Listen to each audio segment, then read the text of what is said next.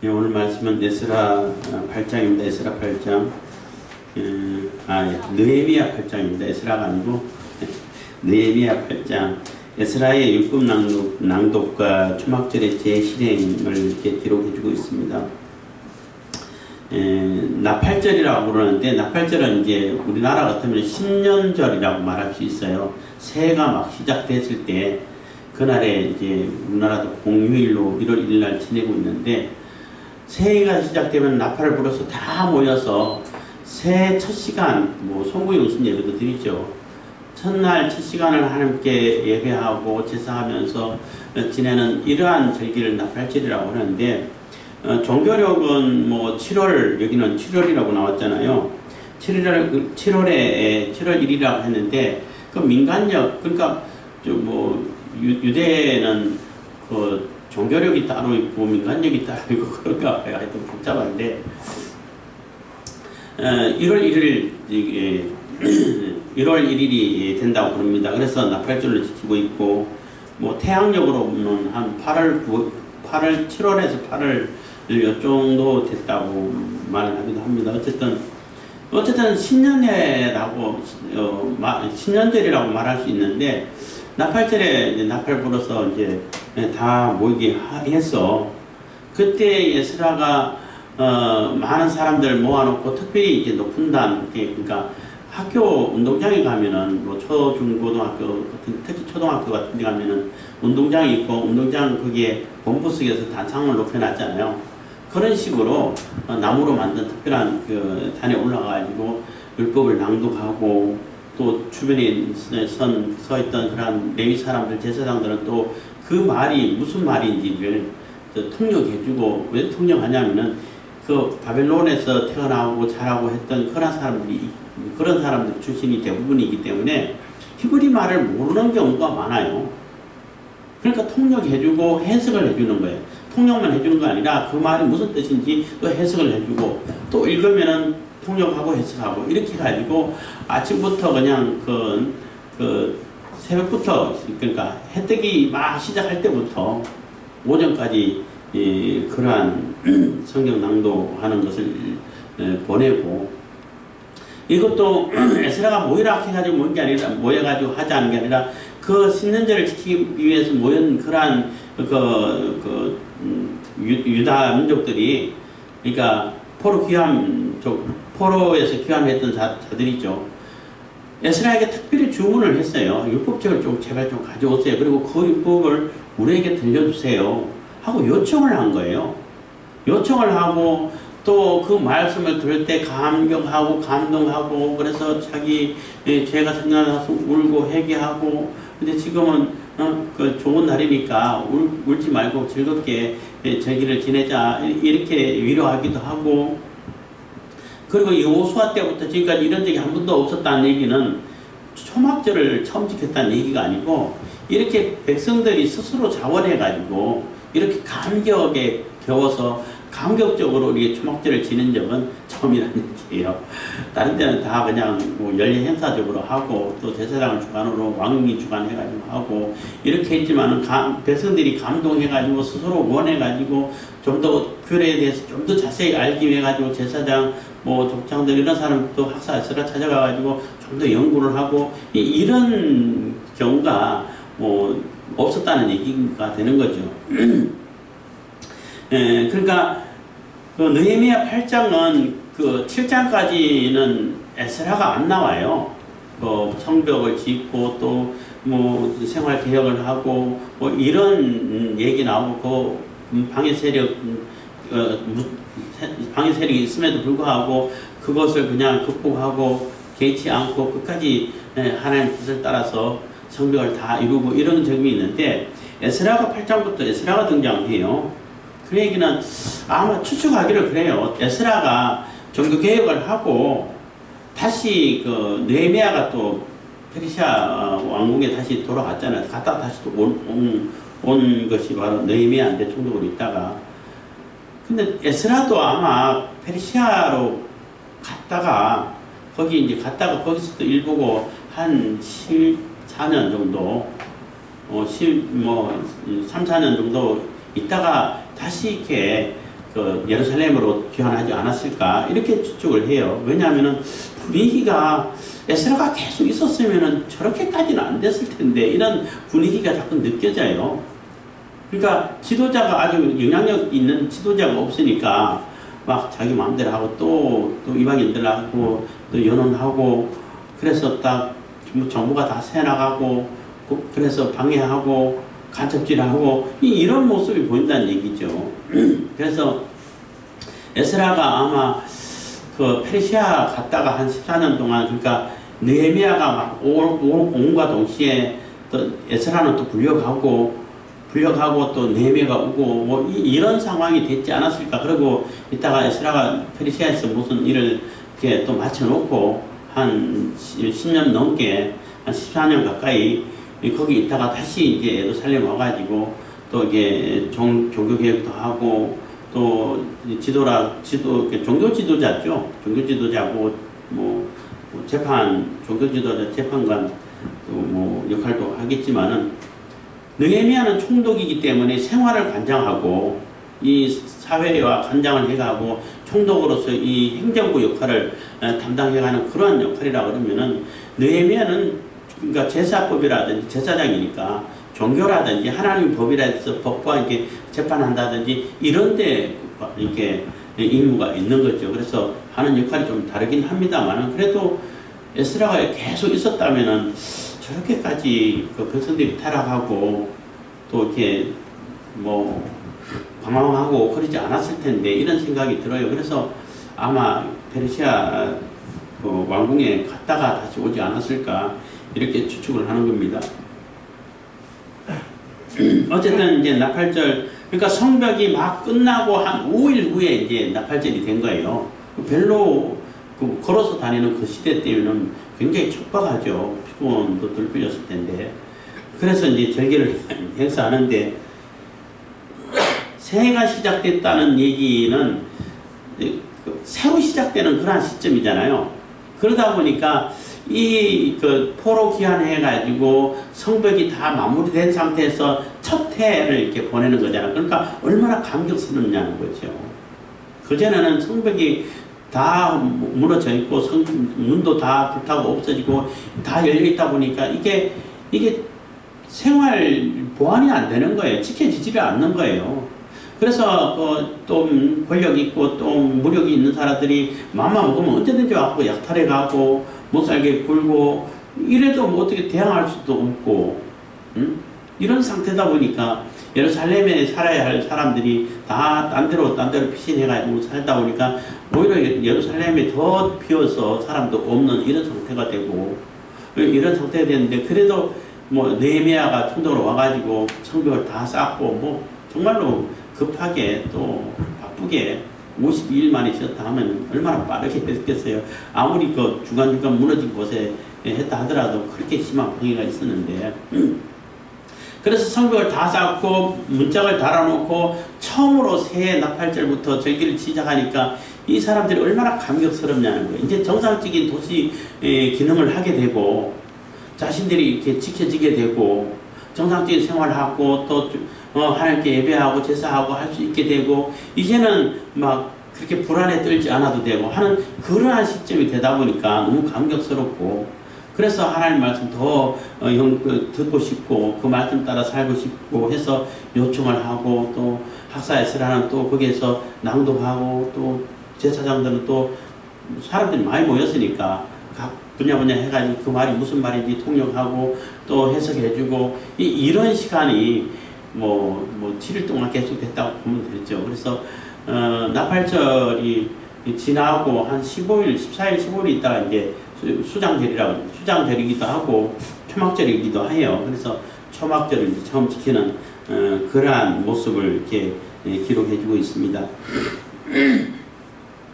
그래서 그 이스라엘 포로 귀환했던 그 이스라엘 자손들의 그 감격스러운 그러한 모습을 우리가 이 느헤미야 8장을 통해서 볼 수 있게 된 것입니다.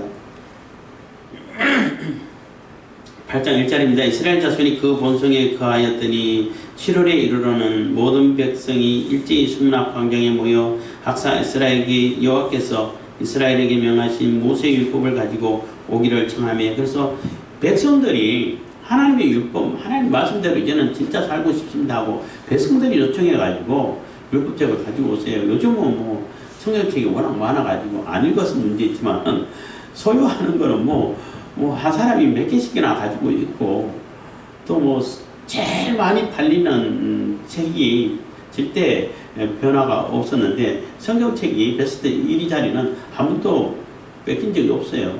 그래서 시중에서 베스트셀러 해가지고 1위 한 것은 성경을 뺀 다음 책을 얘기하는 거예요. 그래서 그만큼 성경이 많이 팔려요. 많이 팔리는데 문제는 그만큼 많이 팔리고 쌓아놓는데 안 읽어서 문제죠. 그래서 요즘은 성경책을 이렇게 구하고 읽기는 매우 쉽죠. 다 번역이 잘 돼 있고 번역도 여러 버전의 번역이 있고. 근데 그 당시에는 율법책을 이렇게 쉽게 일반 사람들이 가질 수가 없어요. 굉장히 귀하고 또 이게 쓰기도 어렵기 때문에, 그래서 제사장이 특별히 성전에 하나 이렇게 보관하면은 그거를 한 번씩 펴가지고 낭독해주고 그걸 듣고 또 말씀대로 살고 이렇게 되는 거예요. 요한계시록에 나오는 그 시대 때만 해도 이거는 그보다 훨씬 전이기 때문에, 그 시대 때만 해도 이 책이 많지 않기 때문에 그 서신서를 쓰고 하면은 받아가지고 사람들이 없기 때문에 읽어준다고, 낭독해준다고요. 그럼 그것을 그러니까 읽는 자와 듣는 자들과 복이 있다고 하잖아요. 그런 모습인데 이 에스라에서도 마찬가지로 그 율법책을 가지고 와서 낭독해 주십시오, 읽어 주십시오 하고 요청을 했다는 겁니다. 2월 2절입니다. 7월 1일에 제사장 에스라가 율법책을 가지고 남자 여자 무릇 알아들을 만한 회중 앞에 이르러, 그래서 그 말을 알아들 수 있으면 다 모이게 해서 다 듣게 했다는 거예요. 남자도 이 시대 때도 그렇고 뭐 예수님 시대 때 그렇고 그 당시에는 주로 남자를 중심으로 이게 이루어졌는데, 남자들만 들어 이게 아니라 누구든지 아이라 할지라도 말귀를 알아들으면 다 오게 했다는 거예요. 누구나 하나님 말씀 다 듣게 했다는 겁니다. 그래서 하나님 말씀 듣는 데는 남녀, 노소 이 차별이 없는 거죠. 그래서 다 모여서 3절입니다. 수문 앞 광장에서 새벽부터 오전까지 남자 여자 무릇 알아들을 만한 자의 앞에서 읽음에 뭇백성이 그 율법책에 귀를 기울였는데, 그래서 그 말씀을 하나하나 낭독할 때에 그 말씀이 무엇인지 막 이제 귀를 쫑긋 해가지고 집중해서 들었다는 거예요. 때에 학사 에스라가 특별히 지은 나무 강단이 있으며, 그래서 나무 강단을 모든 사람들이, 많은 사람들이 볼 수 있도록 운동장에서 단창을 높여가지고 이게 거기서 본부석을 하는 것처럼 그렇게 특기를 만든 강단이 서서 있고, 그 좌우편에는 뭐 제사장들, 특별히 또 성벽을 쌓는데 뭐 수고했던 지도자들이라든지 이런 사람들이 아닐까 하는데, 그 사람들 이름이 쭉 나오는 겁니다. 때에 학사 에스라가 특별히 지은 나무 강단에 서매 그 우편에 선 자는 마띠다와 스마와 아나야와 우리야와 힐기야와 마세야요. 그 좌편에 선 자는 부다야와 미사엘과 말기야와 하순과 하스바다나와 스가랴와 무슬람이라. 5절 학사 에스라가 모든 백성 위에 서서 제 목전에 책을 펴니 책을 펼 때에 모든 백성이 일어서니라. 그래서 해가지고 책을 펴는데, 펼 때에 하나님의 말씀이기 때문에 거기에 대한 예를 갖춰서 다 일어섰다는 겁니다. 8장 6절입니다.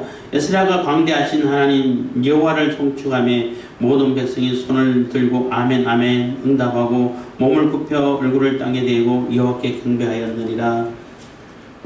그래서 말씀을 피고 말씀 읽기 전에 하나님께 경배의 예를 갖추고 이렇게 또 이렇게 행사가 진행됐다는 거죠.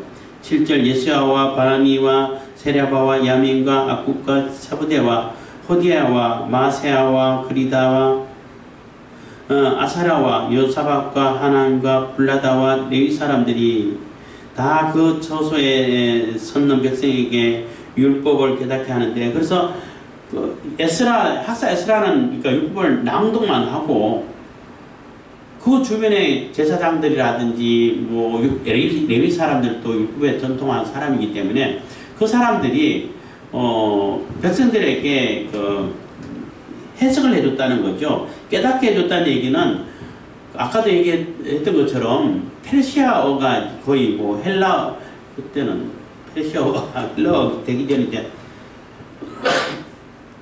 페르시아어를 주로 써왔기 때문에 히브리어를 잘 모른단 말이에요. 그러니까 외국어죠, 외국어. 그 사람들 입장에서는 한국 사람이기는, 예를 들어서 한국 사람이기는 하지만은 저기 미국에서 태어나가지고 그 영어권에서 살고 한국말 안 쓰고 부모님들이 안 써가지고 영어만 쓰던 사람들은 한국에 와도 영어만 쓰지 한국말 못 알아듣는다고. 그거하고 비슷하다고 보시면 돼요. 그럴 때 이제 그 제사장들이라든지 레위 사람들은 다 아니까, 그래서 그 말이 무슨 뜻인지 통역을 해주고 그 뜻이 무엇인지 해석을 해줬다는 겁니다. 주석을 달아줬다 그래야 되나요? 아니, 해석을 해줬다는 겁니다. 그래서 깨닫게 했다는 거죠. 8절 하나님의 율법책을 낭독하고 그 뜻을 해석하여 백성으로 그 낭독하는 것을 다 깨닫게 하네. 그래서 무슨 뜻인지 자세히 깨닫게 하고 설명해 줬다는 겁니다. 9절 백성이 율법의 말씀을 듣고 다 오는지라 총독 느헤미야와 제사장 겸 학사 에스라와 백성을 가르치는 레위 사람들이 모든 백성에게 이르기를 오늘은 너희 하나님 여호와의 성일이니 슬퍼하지 말며 울지 말라 하고. 그래서 율법의 말씀을 다 통역하고 해석을 해주니까 우리가 너무 이렇게 하나님 말씀대로 안 살았구나. 내가 살은 것이 그 죄 하나님 율법을 어기는 삶을 살았구나. 이런 죄를 깨닫게 됐다는 거예요. 그러니까 죄를 깨달으니까 어떻게 회개하는 역사가 나타나죠. 회개는 죄를 깨닫지 않는 사람은 절대 회개 안 해요. 왜냐하면 내가 무슨 죄를 졌는데 내가 무슨 죄인이야. 죄를 못 깨달은 사람은 그런 반응이고, 죄를 깨달으면 내가 죽을 죄인이었습니다. 내가 심판받을 죄인이었습니다 하고 통회하고 울면서 자복을 하고 회개하고 하나님께 용서를 구하고 하게 되는 거죠. 그것처럼 백성들이 하나님 말씀에 조금 갈급함이 있었고 그 갈급한 마음을 가지고 학사 에스라에게 하나님 율법 책을 읽어주십시오 하고 요청하고 그 읽어주기만 하고 끝나버리면 뭔 말인지 모를 수가 있잖아요. 그러니까 또 제사장들이 레위 사람들이 각 분야 나눠가지고 다 그 말이 무슨 말인지 통역해주고 또 해석을 해주고 하니까 우리가 너무나 율법을 떠나서 살았구나. 하나님 말씀을 떠나서 살았구나. 이걸 깨닫게 돼가지고 회개하는 그런 회개 역사가 일어났다는 겁니다. 그래서 이 회개하고 울고 불고 이렇게 자복을 하니까 이게 조금 이렇게 절제를 시키는 거예요. 진정을 시키는 겁니다. 하나님의 성령의 역사는 절제가 돼요.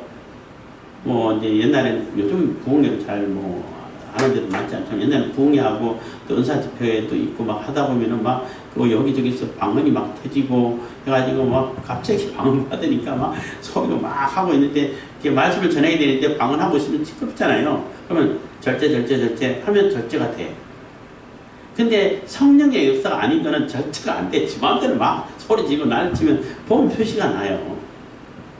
하여튼 그런 것도 있는데 여기서는 절제를 시켜가지고 지금은 기쁜 날이다. 하나님 말씀을 가운데 하나님 말씀을 우리가 돌아와서 하나님 말씀 중심으로 또 예루살렘 성벽 다 쌓아서 하나님 은혜로 다 쌓아서 정상적인 도시 기능으로 우리가 정상적인 생활을 하고 정상적인 종교 활동을 하고 그러니까 예배 행위를 하고 제사 행위를 하고 해서 제사를 드리고 예배 드리고 해가지고 하나님 백성으로서의 정상적인 삶을 살게 됐다는 거예요. 그러니까 얼마나 기쁘냐는 거지. 그리고 우리 죄를 회개해서 용서받을 수 있고 용서받는 그런 날인데 기쁘지 않냐는 거예요. 그래서 슬퍼 울 것이 아니라 물론 자기 죄에 대한 슬픔이 있고 통회하는 것이 있어야겠지만 그래서 기쁜 날이다. 절제를 하고 울지 말고 기쁨을 나누자 하고 위로를 하고 이렇게 권면을 했다는 겁니다. 10절 느헤미야가 또 이르기를 너희는 가서 살찐 것을 먹고 단 것을 마시되 예비치 못한 자에게는 너희가 나누어 주라. 이날은 우리 주의 성일이니 근심하지 말라. 여호와를 기뻐하는 것이 너희의 힘이니라 하고. 그래서 이 날이 기쁜 날이기 때문에 하나님의 절기를 지키기 위해서는 그 지킬 때 아무것도 안 먹고 있을 수는 없잖아요. 또 기쁘게 또 그 화목제 하면 또 나눠 먹기도 하고 하는데 꼭 그렇지는 않고 또 제사 안 드렸다 하더라도 같이 여기서는 살찐 것을 단 것 뭐 이런 거 뭐 포도주 뭐 무화과 말린 무화과 나오는 이런 무화과라든지 이런 거 가지고 같이 나누는데 뭐 풍족한 사람들은 많이 가져왔을 거고 없는 사람은 그냥 모여왔을 거고 했다는 거예요. 그래서 못 먹는 사람 없도록 굶주린 사람 없도록 다 나눠줘 가지고 같이 먹자는 거예요. 이게 공산주의가 아니고 이게 하나님의 뭐라 그럴까 공동체라고 말할 수 있을까요? 이것도 사랑으로 서로 형제애를 가지고 같이 그 형제애를 나눌 수 있는 그러한 모습이 되는 거죠. 복지사회라고 말할 수도 있어요. 하여튼 그렇게 해가지고 다 기쁨에 하나님의 기쁨에 참여할 수 있도록 이 종교행사 하는데 이 절기를 지키는데 다 기쁘게 즐겁게 참여할 수 있도록 같이 나눠줘서 같이 이렇게 근심하지 없도록 걱정할 일이 없도록 그리고 하나님께서 우리 죄를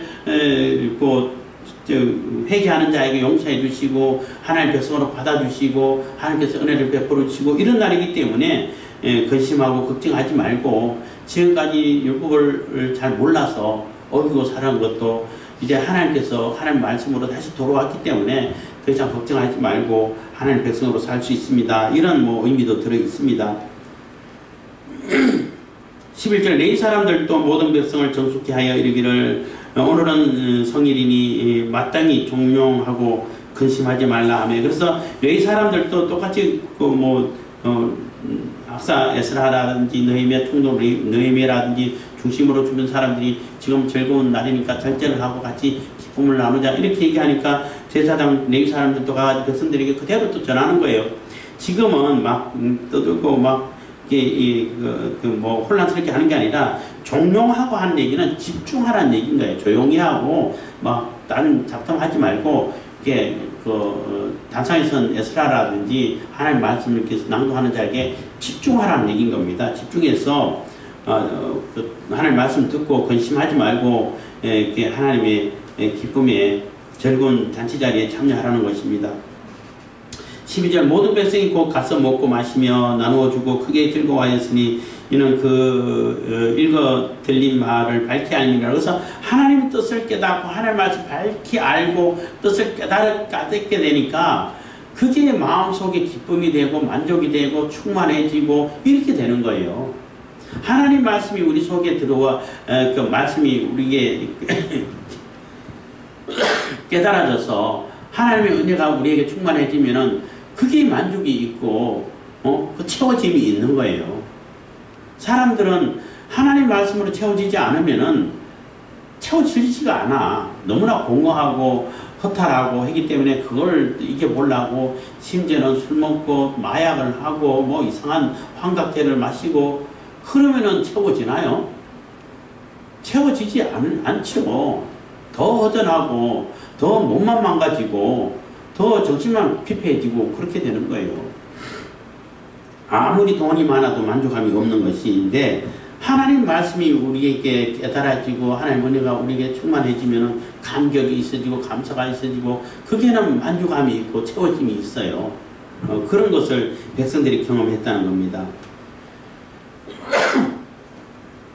13절 그 이튿날 무백성의 족장들과 제사장들과 레위 사람들이 율법의 말씀을 밝히 알고자 하여 학사 에스라의 곳에 모였어.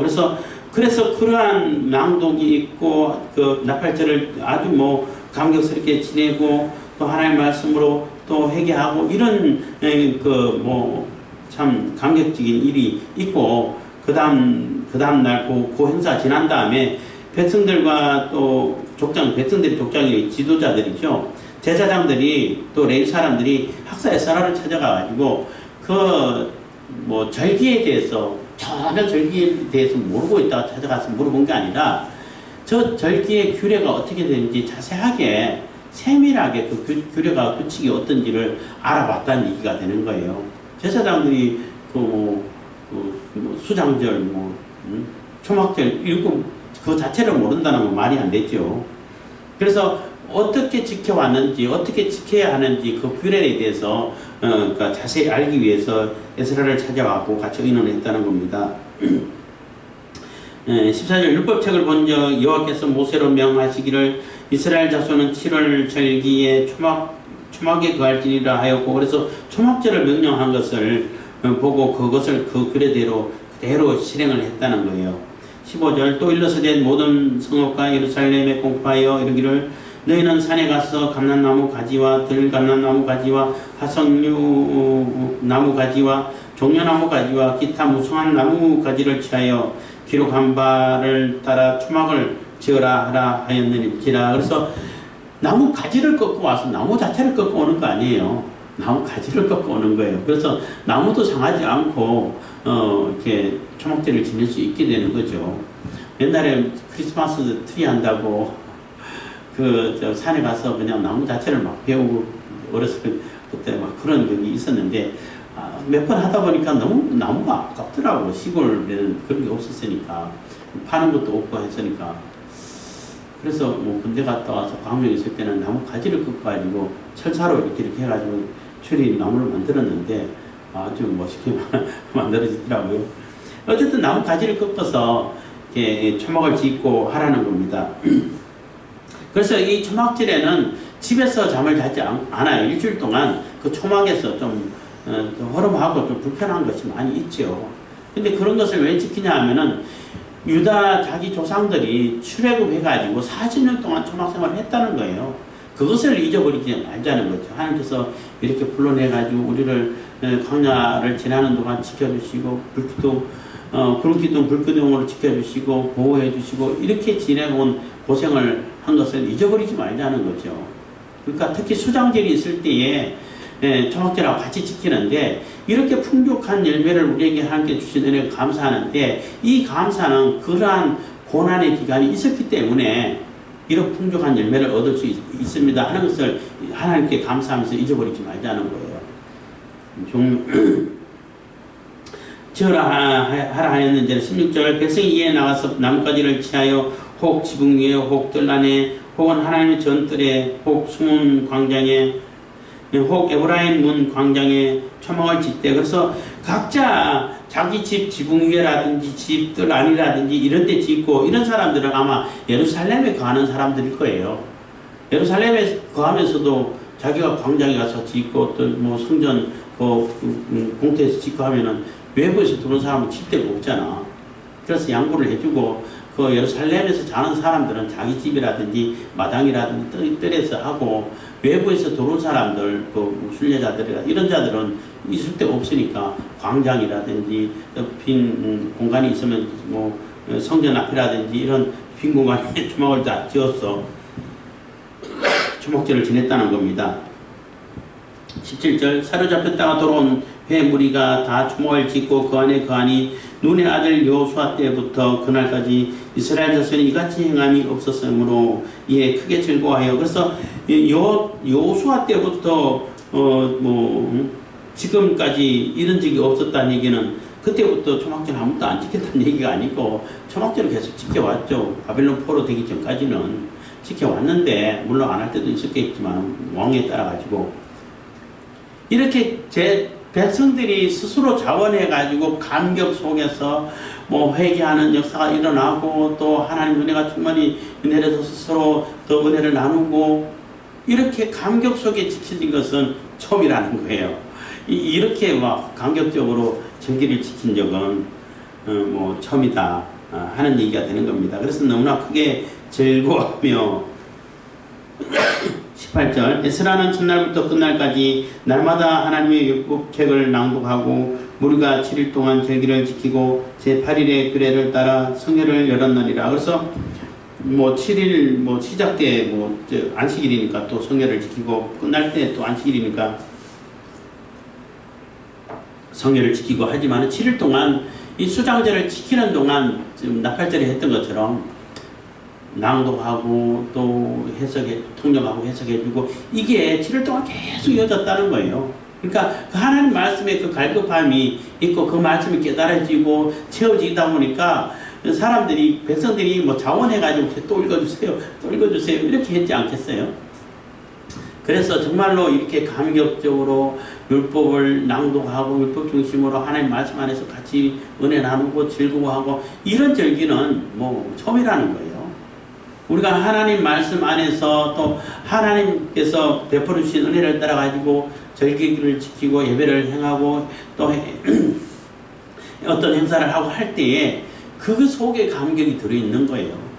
그래서 하나님께서 베푸신 은혜를 따라서 또 하나님 말씀 중심으로 또 하나님 말씀이 중심으로 낭독되고 울려 퍼지고 우리에게 깨달아지고 들려지고 하는 그 가운데 또 하나님의 은혜가 충만해지고 가운데 하나님 은혜가 충만해지고 또 성령의 역사가 일어나고 또 우리 성도들끼리 서로 또 은혜를 나누고 성도의 교제가 있어지고 이게 교회의 모습인 거예요. 정상적인. 그리고 그런 교회이고 그런 행사면 얼마나 감격스럽겠어요. 시간 가는 줄 몰라요. 시간 가는 줄 모르고 벌써 끝났어요 이렇게 된다고. 내일 또 해요 이렇게 된다고. 그래서 지금 느헤미야는 성벽을 다 짓고 뭐 제대로 쉬지도 못하는 그런 상황이지만 그래도 백성들이 다 모여와가지고 이제는 사실 뭐 얼마나 힘들긴 했지만 얼마나 감격스럽겠어요. 그동안은 아무도 내 생활 지켜주지도 못했는데 성벽이 완성돼가지고 이제 정상적인 생활을 하게 되고 이제 보호가 돼가지고 하나님 말씀 하나님께 마음대로 예배드릴 수 있고 제사 드릴 수 있고 또 절기를 지킬 수 있고 행사를 할 수 있게 됐는데 그리고 포로 기간 동안 70년 동안 아무도 못했잖아. 얼마나 그 갈급한 심정이 막 메말라 있는 심정 그것이 느끼질 정도로 보여진다는 거죠. 그래서 백성들이 하나님의 말씀이 감격해서 나오는 그런 모습을 8장을 통해서 보는 것입니다. 그래서 우리가 하나님께 예배드리고 하나님의 말씀을 마음껏 들을 수 있다는 게 이게 얼마나 큰 복이라는 것을 여러분들 알아야 돼요. 늘 할 때는 당연하다 싶어가지고 그게 뭐 중요할까 이렇게 생각할지 모르겠지만은 막상 이게 못하게 막혀지고 종교의 자유가 박탈당하게 되고 내 자유가 박탈당한 상황에서는 그게 그때가 정말 복된 시절이구나 이렇게 깨닫는다 그래요. 그런데 그렇게 되기 전에 그렇잖아요. 그때 귀하게 여기고 감격스럽게 여기면 그게 지혜 있고 그게 지혜로운 삶이고 복된 삶이 되는 거죠. 그래서 우리가 하나님께 마음껏 예배하고 찬양하고 이렇게 할 수 있는 것이 큰 복이라는 것을 기억하시면서 늘 하나님께 찬양하고 기도하고 말씀으로 나아갈 수 있기를 바라겠습니다. 기도하겠습니다. 사랑해 주시는 감사합니다. 이 시간에도 은혜 올려주시고